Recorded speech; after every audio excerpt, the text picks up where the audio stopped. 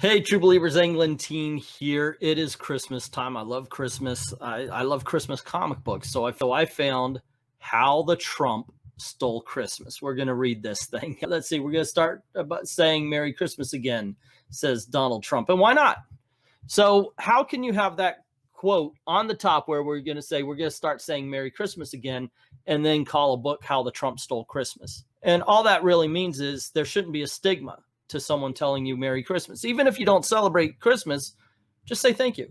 Walk away, move away. Just say thank you very much. Take it as, hey, he's wishing me a nice December 25th. That's all you got to do. Story and art by Brian Denham with apologies to Dr. Seuss, the United States of America, and the American people. Hey, please don't be confused by something else you imagine. We dance on the edge to avoid legal action.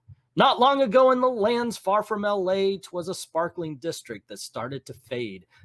So basically right here, are you setting LA up as the pinnacle? This is what you want to be. You want to be LA when you grow up, with the homelessness, with the people sleeping in the streets, pooping in the streets. They brought back bubonic plague, by the way. Yeah, but let's hoist up LA as the go-to when we're talking about how people should act. Oh my goodness gracious. This is page one, guys. The have-it-alls were too in love with their faces, and the want-it-alls were caught in a war of the races. To further the rift between most of the people, the news declared war on what was loved under steeple. Okay, so he's saying religion. I get that. That's something. But why was the news declaring it? Was it more like people who would show up and say you can't have that wreath outside, or you can't have the Christmas tree because it represents something? You can't do anything outside. It's not really the news that was doing it, although the news really did push these particular stories. Christmas they blamed for a number of things, including intolerance and those who would sing. It brings out the worst of the old baby boomers. It's a lie manufactured to make us consumers. And a lot of people who do only celebrate the secular side of Christmas actually see it that way. If you don't understand the religious aspects, okay, yeah, you can. It's not a lie manufactured to make us consumers. You just jumped on one particular part of the celebration and you became consumers. All right. By the way, people are consumers all the time. The offended got together to protest a school where Christmas was celebrated with log and the Yule. All right. That's where a lot of it happens. By the way, I don't know if they needed to give this Grinch-like thing a bikini line nor a vest over, I guess. So, all right. Anyway, the boss, the Don, a number one, the icon. Got to give it to him. They gave him a muscular bod and a nice ass. So there you go. While high on the gold tower with his name on the door lived a man who had it all but wanted something more. Swimming in moolah might have made him content were it not for his vanity, which nothing could dent. Because if no one knew he was then what it's all meant, with a snap of his fingers, he knew in an instant how to be admired and desired by lady and gentlemen. I'll be top doggiest dog of all, president. While some neighbors bickered and others were quiet, the most vocal among us threatened to riot.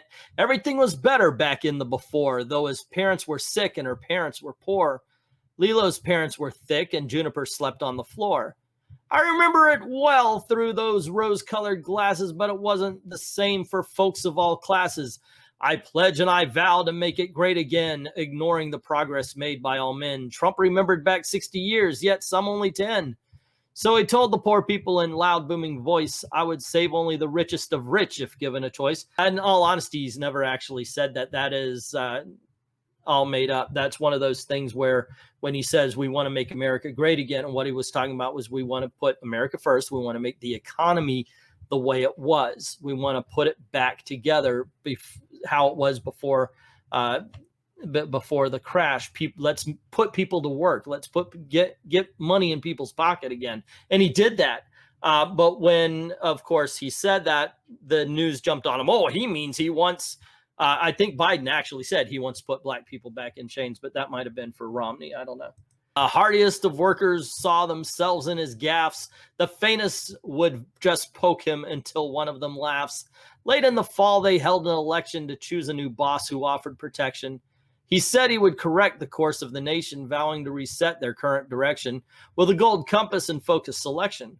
Trump wanted to cleanse the palate and marked an X near his name on the ballot. Then he went out to dunk his vote. So very proud of the name he had wrote. The workers were too tired to vote and were too tired to fight and too depressed to jeer. Trump knew the time was right while some bellies were so full that they couldn't have cared. If I can't get them to love me, and of me, they'll be scared. In all honesty, sorry, bub. That's you.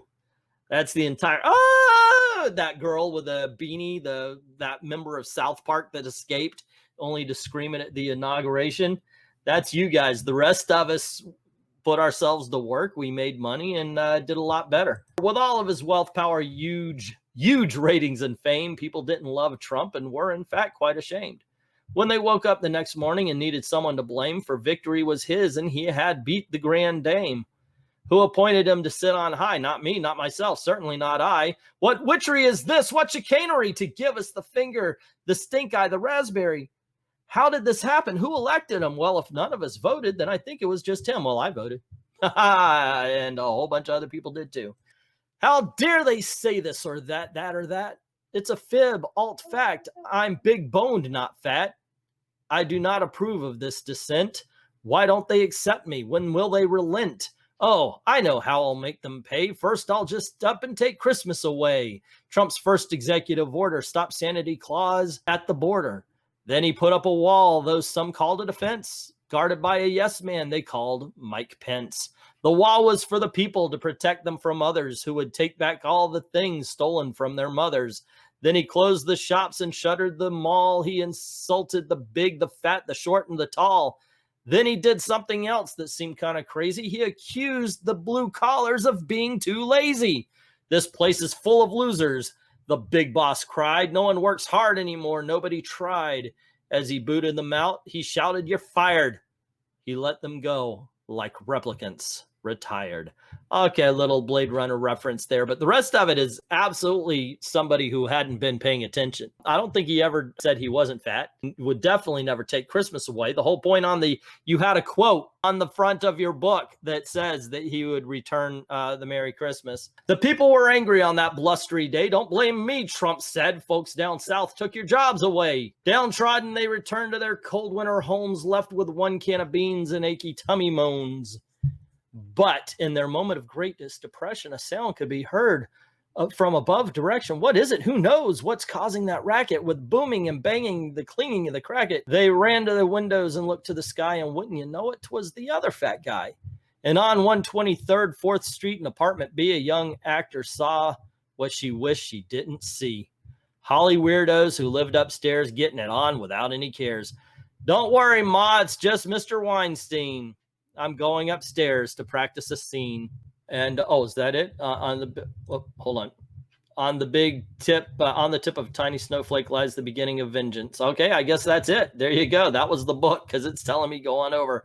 Okay, obviously it was written by, it's obviously written by someone who doesn't like Trump, and that's fine. I mean, everybody has their political beliefs and everything. The rhyming was okay sometimes. I know I messed up a couple of words, but otherwise it's just kind of goofy. I don't know what else to say. It was obviously a rip on Trump, but it didn't work because the guy didn't know he just didn't know his facts. It's there. What you gonna do? It's a crap comic. It's about worth 90 cents or less. So there you go, gang. Let me know what you think of the comic book and of me doing comic books like this. Because I'm going to keep doing the Christmas comics, even though it really seems to be destroying my channel because nobody's watching them. But let me know what you think of the Christmas comic cavalcade. I've done a playlist of these, so if you do like it, check it out. Some are a little bit more involved than others. Some are straight up reviews. Some are read-throughs like this. Let me know what you think in the comments below. Don't forget to click like, share, subscribe, ring the notification bell. You know the drill. This is the way I'm trying to make a living. I've got shadow banned over on I Love Comics, and that's why I started this, to see if I can't get this one going and just talk about comics. So by all means, please help out. Go on over to Patreon, go on over to Ko-Fi, drop $1 in the till. The link is in the description below. And it helps us keep the lights on. It really does. And it helps us keep making videos for you, because I can buy the comics to review and to make fun of, or to hopefully say, hey, this is awesome, you should get it. Let's see. Some people have already done that, so I like to say thank you very, very much. And to all the true believers, thank you very, very much for watching.